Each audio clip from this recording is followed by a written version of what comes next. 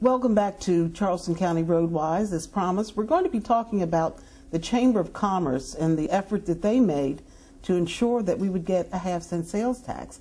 And this happened many years ago, and one of the persons involved was my dear friend Mary Graham, and she's with me today. She's Senior Vice President for the Charleston Metro Chamber. And Mary, I've talked to you on a number of occasions, and I remember when I came to work for the county and doing some PR, I think that's where we first met. And I said, why isn't the county promoting this thing? And you said, the county can't promote it. It can't. Yeah, as a public entity, they're not allowed under the law to encourage voters to vote for something. So they needed a group like the Chamber or someone to initiate.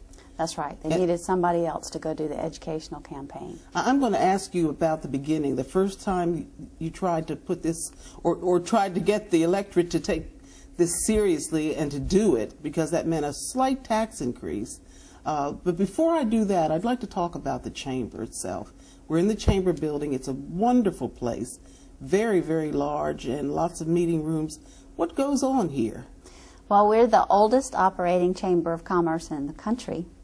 We were founded in 1773.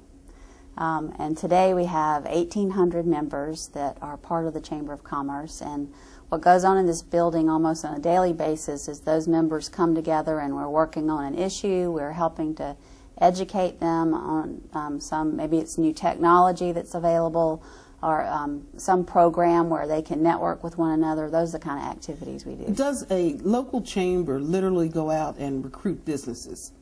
Let's say from this country or other countries? We focus on making sure that what we call the product, the community, is the place if a business comes here, they can be successful.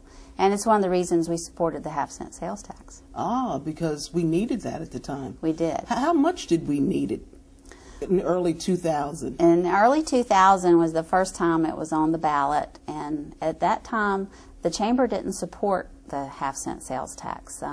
There was not a lot of specifics to the plan. It was allocating money for green space, for roads, and for CARTA.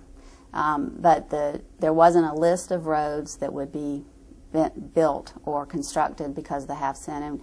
And we tried very hard to support it, and at the end our leadership just couldn't back the half-cent that time. And the referendum failed. It did not pass by voters. So it must mean a great deal as we go through these years we're going to discuss.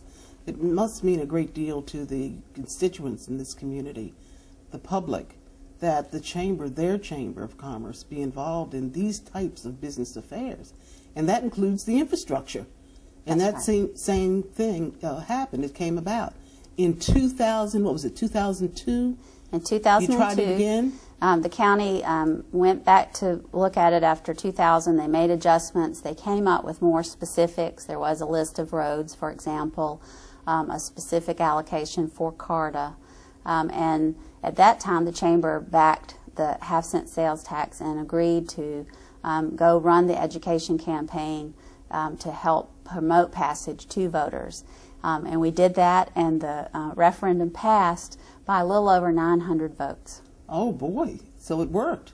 But there's a but in this. There's a but. It was challenged in the courts by some local citizens who felt the wording of the ballot question was misleading, that the wording itself would lead voters to vote for it. And unfortunately, the state Supreme Court agreed with that challenge and threw out the results of the election. So there we were again at square one. And then we came to 2004. 2004, again, some additional things were put in place to help voters feel like there was, for example, the Greenbelt Advisory Board. There was a transportation advisory board that would help guide the county in terms of getting ready to go do the projects. Right. And those kinds of things, and the fact, again, that we had a very specific list of roads to go and that would be funded.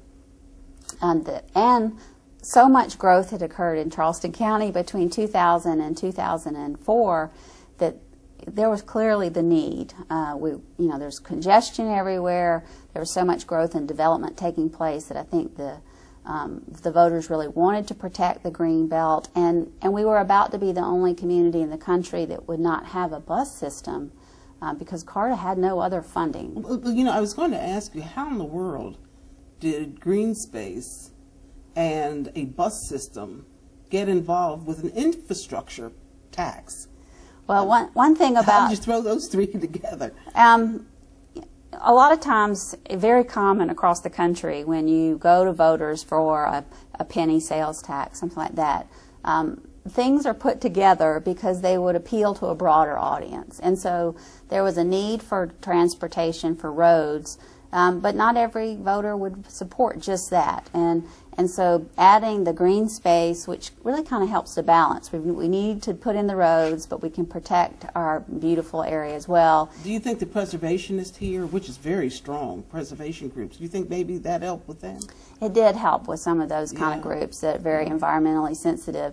And then, of course, with CARTA, again, that took actually legislation prior to 2000 to change the state law to allow funding through a local transportation tax to be used for public transit. Do you remember at the time, how was CARTA being funded?